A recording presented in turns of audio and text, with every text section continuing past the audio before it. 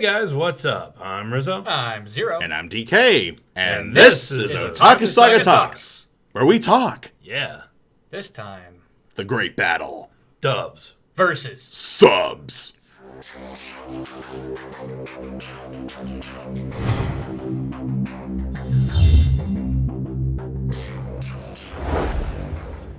Okay, so yeah, we were actually spurred into making this podcast because recently,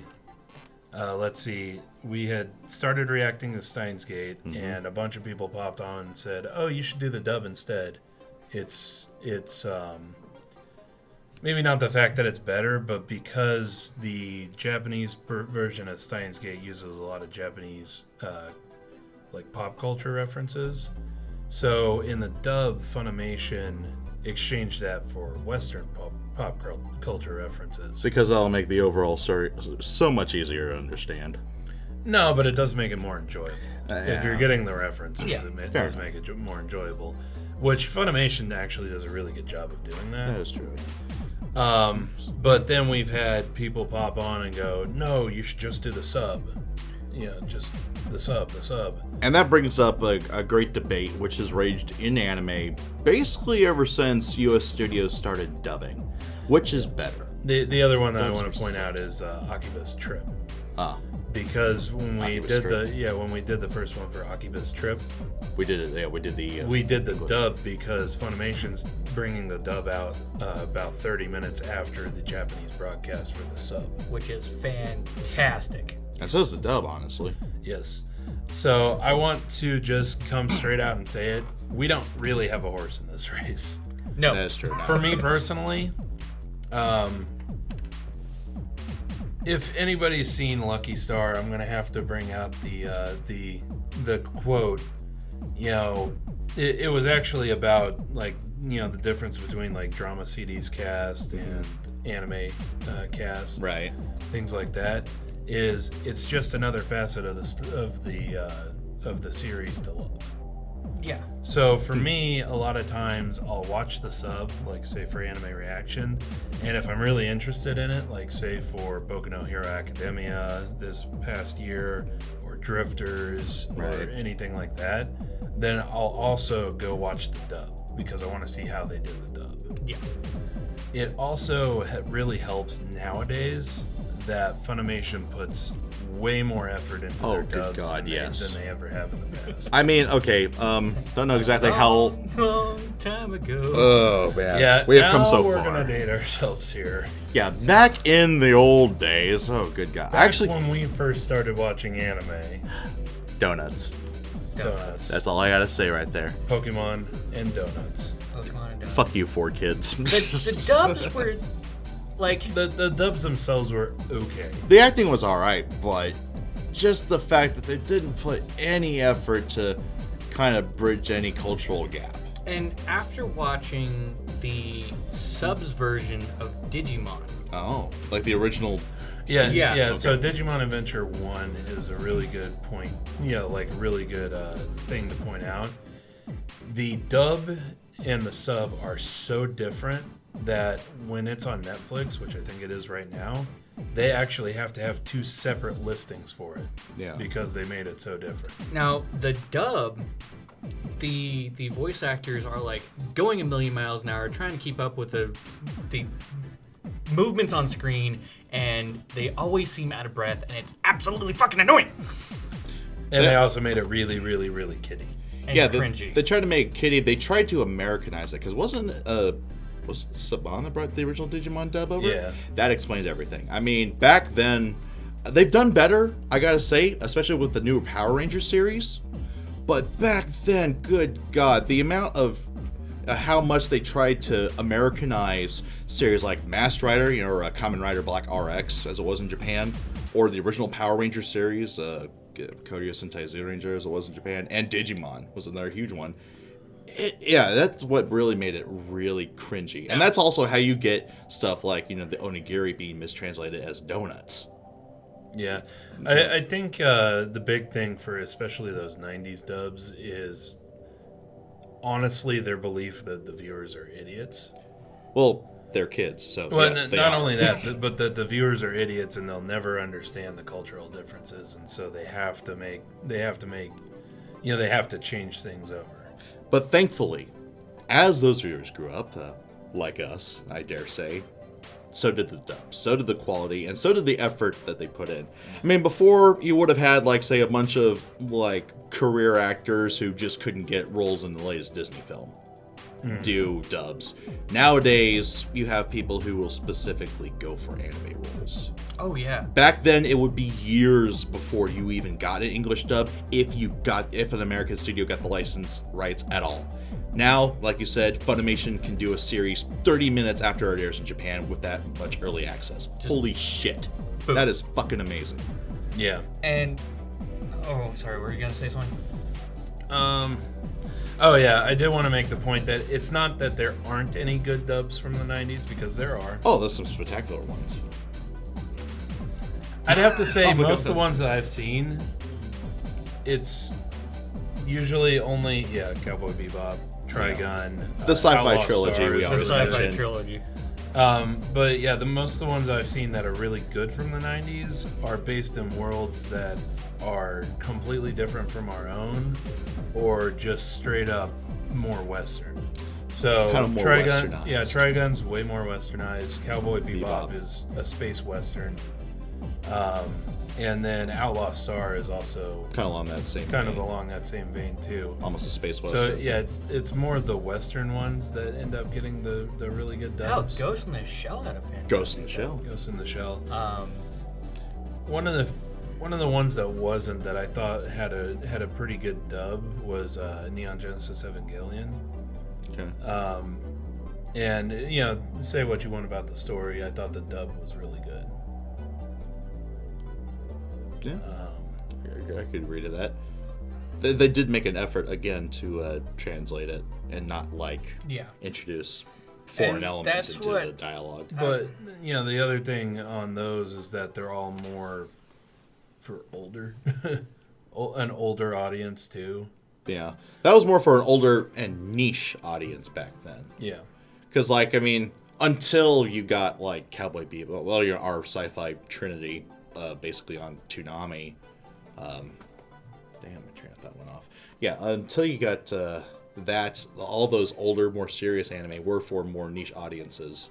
And again, I mean, there were still great dubs out there before the mid to late 90s. Akira was a decent example, I thought. I mean, even going a little further, even a little further into the 2000s, when you get like Zoids showing up on Toonami.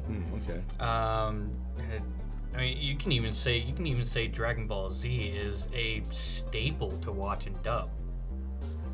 Now, people who grew up with Dragon Ball Z in the United States grew up with the dub. They didn't grow up with Dragon Ball. That's true, and they certainly don't remember. They never heard Goku's voice as it actually is in I Japanese. cannot tell you how How jarring. polarizing it is to have watched Dragon Ball Z from start to finish in the American dub, and then go into Dragon Ball Super and hear Goku's voice. Because he's still voiced by the same voice actress that voiced him in Dragon Ball. Yeah. Talk about job security, though. Holy shit. Right. You need some WD-40 on your neck? Yeah. Now, as far as the sub side of the debate goes, because we have been rather pro dub here. Yeah. It obviously you get it as it was intended. Yeah. Especially if you get a good translation for the subtitles. That is definitely key. And also, if they make the effort to make the cultural references make sense. Yes. Even if they have to put a little note at the top. Yeah. Yeah, but that's fine. I mean, one of the big knocks on dubs is that people don't like reading while they're supposed to be watching something. Or But the biggest knocks on subs. Even. or subs. Yeah. Yeah, well, yeah, there are those people out there who just don't like reading while they're watching something. I know plenty of Understandable. people like that. My brother's like that. Yeah. I mean, I can handle like reading subs while watching. I guess that's just due to practice. But I don't like trying to multitask when I'm trying to enjoy something. a lot of the times either. So I can see where they're coming from at the very least. But with a good sub, you can get the story can make much more sense. But at the same time, we've done 2 sub videos, Two two dub videos in our entire lineup of almost like what 800 plus videos on this channel alone. We've done 2 dubs. Yeah. We enjoy subs. We enjoy watching them as they come out. And it's also easier for it, and we just check the same video in the track. Right. That in there. But I do want to say that going into Akiba's trip, it was a little jarring seeing, like, I expected Japanese. Because that's what we do. I mentioned it during that reaction that, like, it started out and there's no voices in the very first part of it. And then there's a part where the main character, like, yells. And then I realized, oh, shit, this is in English. It's been a while. Yeah, It's been a while. Forgot about that. I wasn't expecting it, even though I was the one who chose the video. Yeah. And it was a little jarring, and I can understand, people being a little apprehensive on watching dubs because they've just watched so many subs. They expect Japanese. Well, and then the dubs still have that stigma of being really, really bad. Yeah, and you do even run into some of those, even today, where, like, I wouldn't say that we have really, really bad dubs anymore, but there are some dubs that are just straight up subpar. Yeah. Like, I really thought that the dub for Keijo just didn't work very well. Okay. It's not that any of the voice actresses were bad or anything like that. It just The dialogue didn't feel right. Yeah, it doesn't feel right. And actually, that's another thing. With a good sub, a lot of the jokes kind of come into fruition because Japanese is an extremely punny language. And the wordplay just comes out so much better with a good subtitle translation, I think, than you could ever do it in English. Because with Japanese, you can take a simple, like, one character, and only a couple syllables and express so many, emotions and thoughts and stuff like that. It's just, it's just like too complex to kind of dilute into something that makes sense in English sometimes, especially when you try to get jokes across, as in the case with Keijo. Now, as in the case with one of the reasons why we started this, Steins Gate, I have actually watched the dub with you guys, and I've watched the sub with you guys, and I've watched the dub by myself. Okay.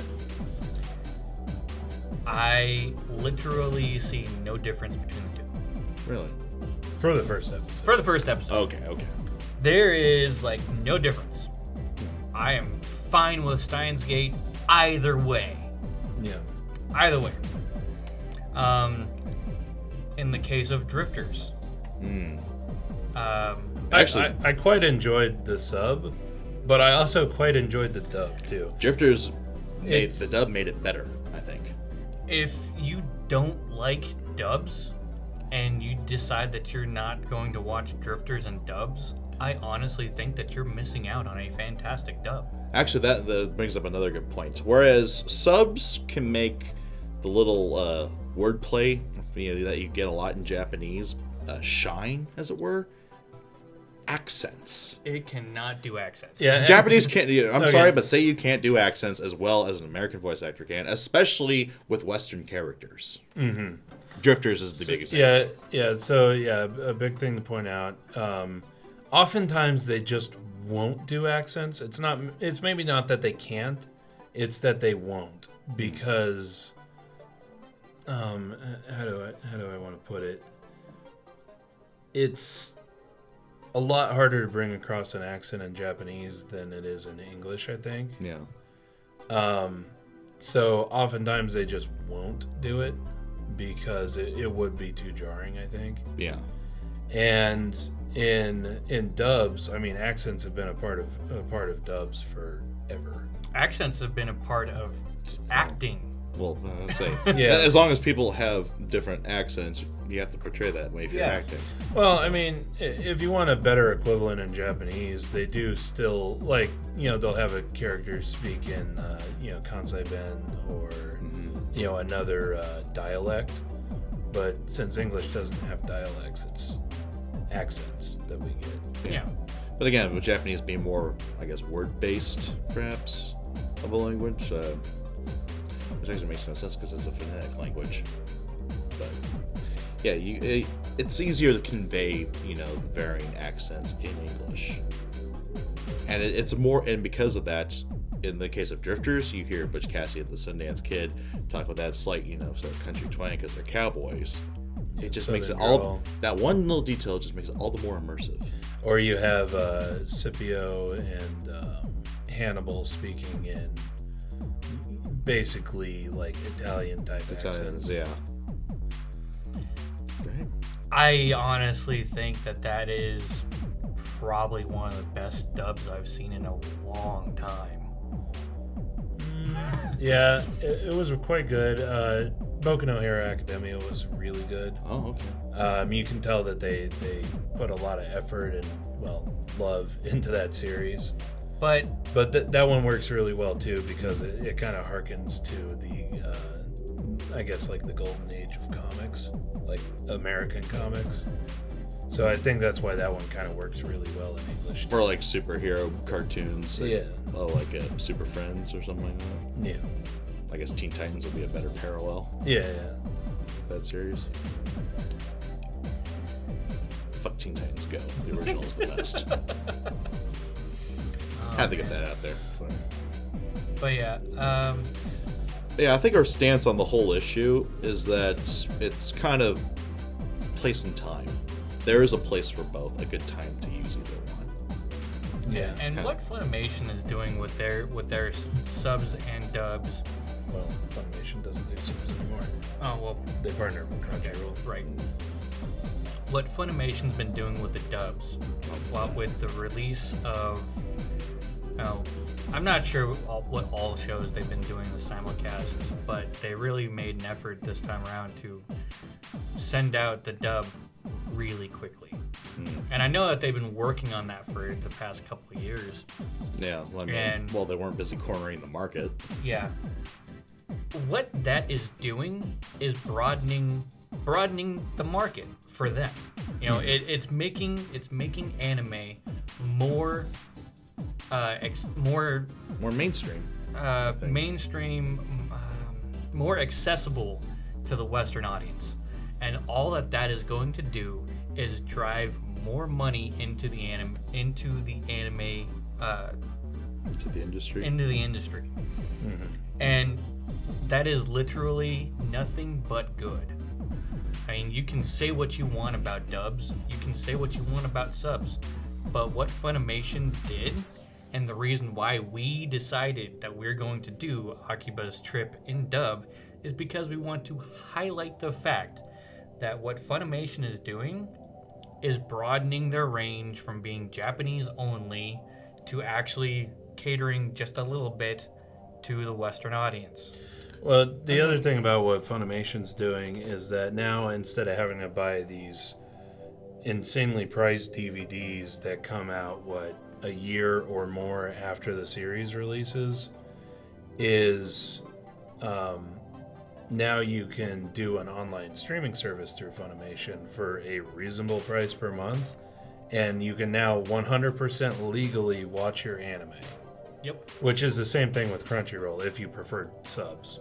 Which, you can pay for a Crunchyroll subscription and 100% legally watch your anime. And, actually support the industry. And the same thing goes for dubs. And like I said, what is it? $6? It's like $8. $8 a month? Yeah. $8 a month for a Funimation. And you have access to basically their entire library. Yep. Yeah, getting back more on the topic of dubs here, I totally agree with that point that dubs are opening the anime market. It's making it more mainstream in the U.S. at the very least. It's doing that, but if it keeps kind of going at this rate, if the impact of what Funimation is doing with their dubs keeps expanding the U.S. as a viable anime market, then the industry in Japan will have to take notice, I think. And I think consider the market stateside a little more, I'd say, than they have been. And I think that may extend to a lot of, to not only studios and executives thereof, but animators and fans as well have to consider, I guess, the opinions and the even the buying tendencies of the Western market. And you gotta think that at this point in time, the anime industry doesn't care about the Western audience. Doesn't care about any audience outside of Japan, actually. Yeah, actually, well, all right, this might be going off a bit of a tangent, but what we've experienced, or at least found, some fans and a lot of say companies over in Japan hate the fact that anime is kind of going out as it is, Yeah. to the rest of the world almost. Yeah, there is still a huge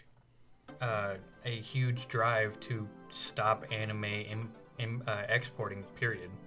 Yeah. We haven't seen it in our channel, which is quite frankly amazing to me. There's been a whole lot of negativity in our channel, other than that which we bring upon ourselves, really. Yeah. And technical difficulties, but that's about it. That's not too bad. But the market for what comes next is not based at all on the Western audience. Any audience outside of Japan. Any audience outside Japan, yeah. I would love to see. I want to see more Keijo. Is it going to happen? I honestly don't know, because according to the numbers, Japan hates it. Yeah, it's not popular anyway.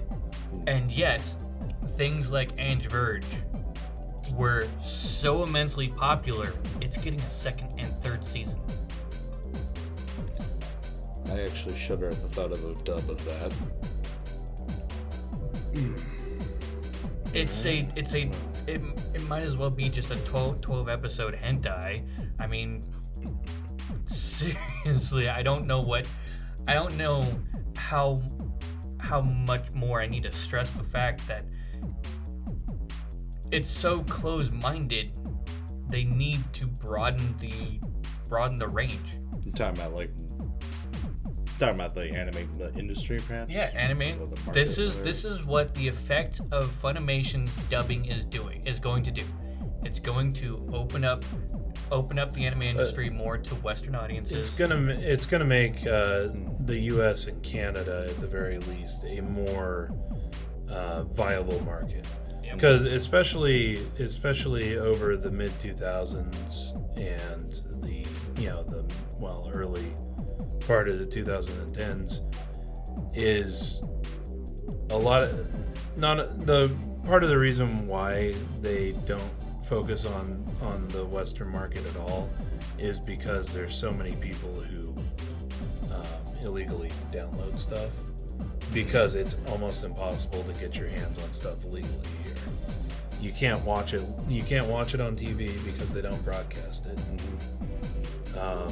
The DVDs are horrendously expensive for most people here. I mean, unless you have like a damn good paying job and you can afford to seep thousands of dollars per year into buying anime DVDs, it's almost unreachable. Like, for instance, when I first started watching anime and I wanted to buy some DVDs of series that I liked, I mean, you're talking about packaging 3-4 episodes together and selling them for $30. Yeah. Even when I had a job in high school, that was completely out of the question. Infeasible. Yeah, infeasible. Forget it. Completely out of the question for me to be able to do that because of regular expenses too.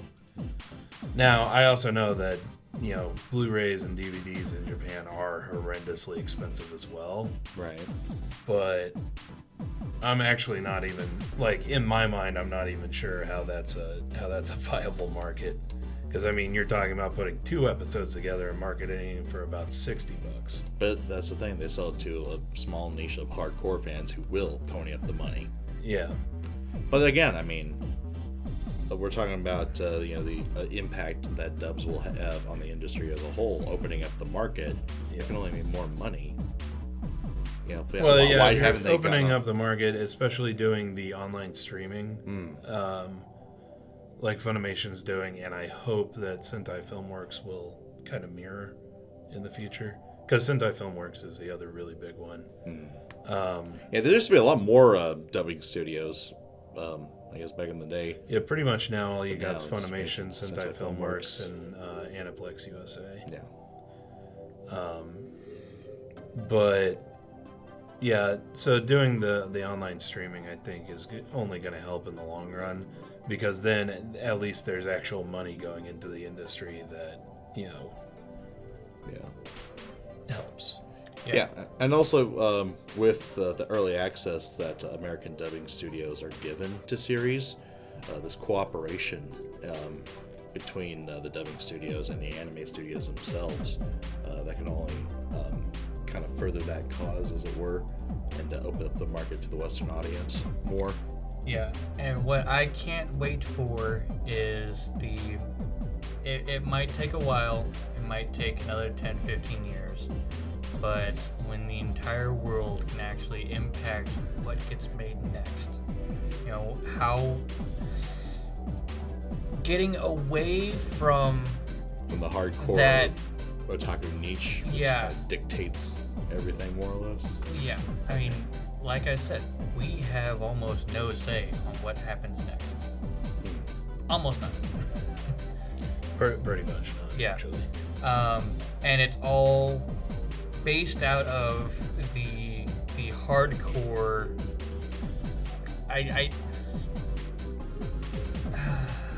It's based on sales, but it's sales based on sales. Sales in Japan only.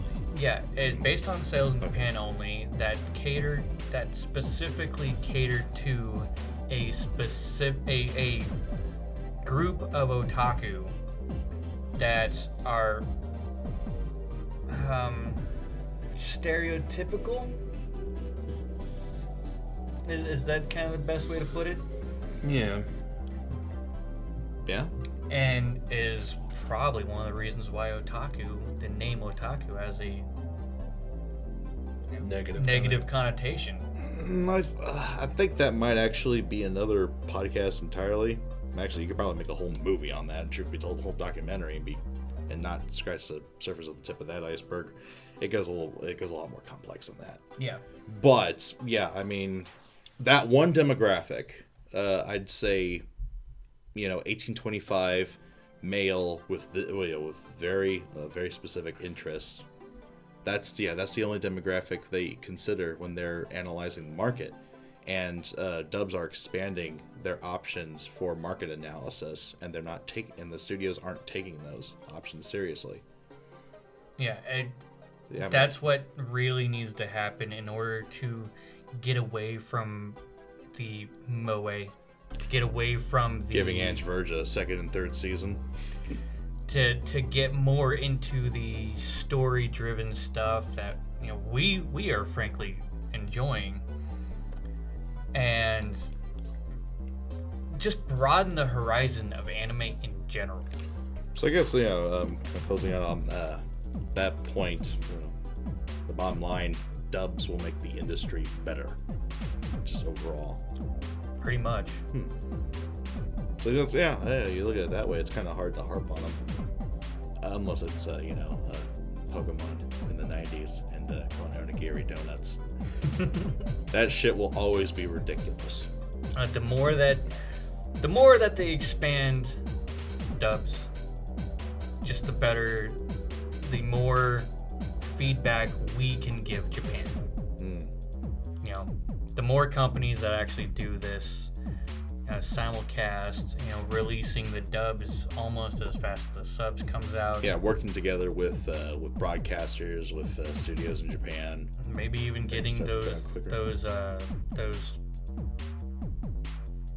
subgroups who basically do things for free. Those internet subgroups that basically just do things for free. Fan subs. Actually give them work. Because That'd be nice. You got a whole huge community worldwide, and they're only catering to a demographic of like I don't even know what the percentage, but they're only catering to a small percentage of Japan, basically. Yeah. Whereas you have, sheesh. That would be actually interesting. Like, how many otaku are there in the world now? Now that anime has gone mainstream because of foreign dubbing. Otaku Saga, asking the important, ridiculous questions. Indeed. But yeah. So, long story short, I guess, please. closing thoughts. Subs are good because you get the original story. Like the biggest pro for subs in the past was getting the anime as it came out. Right, the authentic story. Well, not only that, but like getting it right when it came out, like right when it was broadcast. Whereas dubs, you'd have to wait for a year, 2 years, 3 years, 5 years, if it came at all. So that pro for subs is a lot less now with the simulcasts. But yeah, I guess the biggest pro for subs for me is getting the anime as it was intended, and typically the Japanese voice acting is better. But at the same time, dubs could accentuate. Proper dubs can accentuate and it can expand the market to vast concepts. Yeah.